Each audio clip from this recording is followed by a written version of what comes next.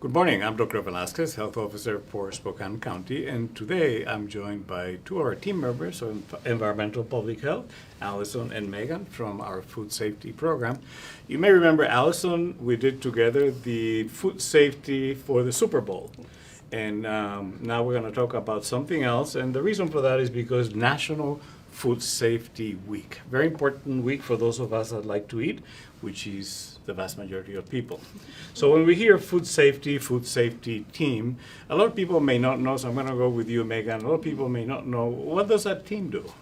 Good morning, Dr. Velasquez. So our team is made up of 10 inspectors, a program manager, our technical advisor, and then 2 administrative staff. Our team is great, and what our team does is we go out and do inspections of food establishments that are permitted here at SRHD in Spokane County. Wonderful. And we have lots of restaurants and food establishments in Spokane County. So I think one of the things that people may not understand is when you say food inspection, they think about a guy with a clipboard that is going to get something, but that's not the case at all. Tell us a little bit about how you work year-round, very collegially with all of the food establishments to make sure that we're all eating the food in the most safe possible way. Well, we do a lot of inspections. Our team inspects over 3,400 inspections, routine inspections a year. For a team of 10, which just keeps us very busy. Our primary goal is to work with business owners and food employees to educate and work with them to make sure our food remains safe. Wonderful. And you mentioned 3,400. Doesn't mean I wish we had 3,400 restaurants in Spokane, but we don't. But they also help with food safety in a lot of environments, from special activities to food trucks, restaurants. So it's not just restaurants, which is something that you always think about. I mentioned food trucks, and we're starting to see those come up for the summer. Tell us a little bit about what is special about that? How do we work with food trucks and other of these pop-up vendors that come up in the summer? Yeah, so with our food trucks and our pop-up vendors, those are still required to be permitted through Spokane Regional Health District. Permits are required to be posted at restaurants. They're required to be posted at our mobile units, at our temporary food establishments, or what we call TFEs. If the permit is not posted and you're unsure of permitting, you can always look or ask them to show you a permit. And they should also be following SRHD guidelines, which means keeping our food at the correct temperature. You might see ice chests being used to keep food cold, or sterno dishes being used to keep food hot. We should also be washing our hands, so you might see the use of temporary or plumbed hand wash sinks.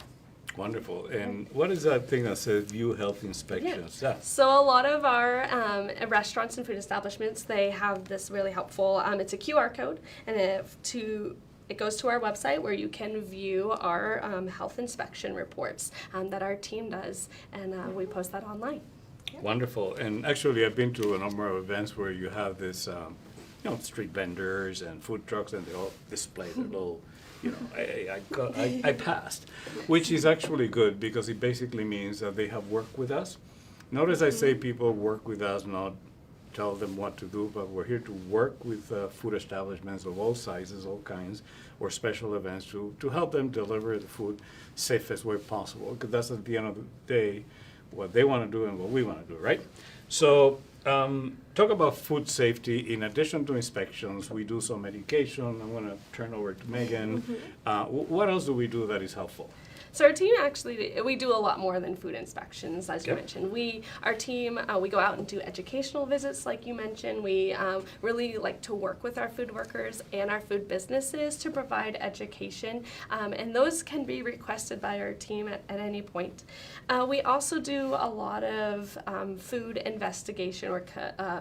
If someone is feeling ill, they can go on the Department of Health website. It's called FINS. It's their Foodborne Illness Notification System. There we go, FINS, where you can log any comments or concerns that you have. If you've experienced a foodborne illness or symptoms recently, you can also write that in, and that will go through the state, but then ultimately come to our team here, and then we will investigate those. Wonderful. And as you were talking, I know we flashed it on the screen for the audience, and I think it is important, if you don't feel well and you think it may be related, to any activity event that which there was food, it's not that you're ratting people out, it's just sharing in the event that it may not even be that. It may be one of the food products they purchase. Yes. So you will be doing a public service because you will be preventing other people from getting sick, if that is what the issue was.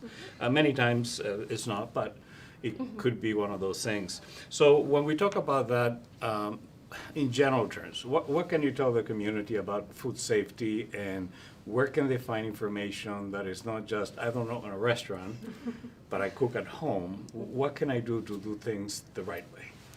There's a lot of resources out there. So the FDA, Washington State Department of Health, and then our Spokane Regional Health District website all provide resources and links on how you can organize your fridge at home, how to wash your hands and prevent contamination of raw foods in your own kitchen, which is really important as barbecue season and the summer is coming up. A lot of people are working with raw meats to go outside and barbecue, so keeping yourself and your families and your friends all safe is really important. Wonderful. And I see here that we have, and these are not telephones, these are food thermometers. Tell us a little bit about it. So these are the thermometers that our inspectors here at the health district. Many of you at home probably have a food thermometer, so that ours swing out and then they read the temperature. You can do both Fahrenheit and Celsius. And then when you are taking temperatures of foods, on these particular ones, the temperature probe is right at the tip, so you can kind of stick it into your food, and then right in that middle, if you're doing meat, right in the middle of your hamburger, for an instance, would give you the best read of what the internal temperature is. So as a general rule, we do recommend, particularly if you're going to do a lot of food, a lot of cooking or grilling or whatever, thermometer is a very small investment. And not only that, but it will ensure that you're cooking at the right temperature, so you don't overcook or dry something out, which is terrible. So, Allison, I know you've been with us a little bit longer than Megan. Anything else you want to share with the community? Anything else that we need to be aware of? Yeah. So I think maybe just a fun fact to share is, Okay. So for Food Safety Week, the theme is food science in action. And you'll see we have our food science encyclopedia here, and we're not going to make you read that whole book. And something I think is important to remember is that food science really, it trickles down to the level of everybody's homes. It's not just about regulating restaurants. Like Megan said, we have all these great resources for just you at home. We shared an awesome blog about the history of food science and how it affects our everyday lives. And one of those small things is in 1960, there was the invention of the pop-up turkey thermometer. So you might notice if you buy a turkey, you get that cute little button that comes with it. And if your turkey gets cooked all the way, it pops up. And that was an invention, that was food science, that helps just the everyday consumer have a way of knowing that they've cooked their poultry to the correct internal temperature and to be safe in their home without having to maybe make the investment in a super expensive meat thermometer. Of course, we do still recommend you have a thermometer at home for all those other meats that don't come with a built-in thermometer, but it's just a really fun way that food safety has come into our home, and food science has made our lives safer and easier. Well, you mentioned something, it's not just cooking, it's also storage and preservation. I know we have some diagrams that tell you what goes where and what the temperature is. Can we talk about that a little bit? Absolutely, Megan. Yeah, so that's a great question, Dr. Velasquez. We do, I believe we have that on our website as well, and the Department of Health also has resources. So important when, especially coming into barbecue season, is storing that raw meat. So a lot of people, at home, your refrigeration unit, the bigger shelves are towards the bottom, so you want to put your milk and things down there. But we actually want the opposite. So we want the raw meat on the bottom and below any fruits or vegetables or your milk or your leftovers at home should be stored at the top as well. Those are considered ready to eat. So that is one kind of important thing to remember. I know our refrigerators at home aren't necessarily made for that level of organization, but it will help prevent any contamination if your raw meat does drip on your other food. Wonderful. Well, some of us are obsessive compulsive and do store things by category and temperature and color and alphabetically, but not everybody does that. I understand that. But I think it's very important, something simple we can all do. Most refrigerators nowadays and freezers have a digital display that tells you exactly what the temperature is. Yeah. As you go by, just check it. I check it every day, just, to make sure that we are at the right temperature, because that's usually the first sign that something is not working. And when something is not working, things can go bad pretty quickly depending on what they are. So one last point, I know we talked a little bit about leaving things outside for activities and events for a Super Bowl. Let's remind people what you do when you have food that is going to be sitting there for a little bit. Absolutely. So when we are going to have food sitting out, barbecue season's coming up, just like Megan said, food that's going to be out in the danger zone, what we call between 41 and 135 degrees. We need that to not be out in excess of 2 hours. If it is more than 90 degrees outside and you have those time temperature control for safety foods sitting out, potato salad, macaroni salad, all those yummy barbecue foods, we only want those sitting out for an hour when we're in excess of 90 degrees outside. Bacteria, they're going to be really warm and happy when it's nice and hot outside, and they're going to grow just that much faster. So in those cooler temperatures, you can leave those out for about 2 hours, but when it starts to get hot outside, just an hour is enough. Wonderful. So for the folks at home that are listening, a couple of things. Preservation, preparation, and cooking. Yes. 3 different stages. Each one of those, you kind of need to know what you're doing and the best way to do it.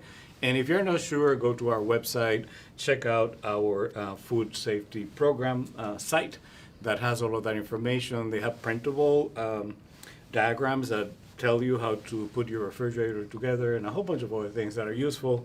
And if you're going to do any cooking, grilling, and particularly meats of any sort, I always recommend have a thermometer. Nowadays we have probes, we have sensors. You can get very, very sophisticated. Thermometer. Bluetooth. Yeah, it gets complicated. But a thermometer, good enough. You can read it. You know exactly what we're doing. Yep. And will not only be safer, but it will probably taste better too. You just cook at the Absolutely. appropriate temperature.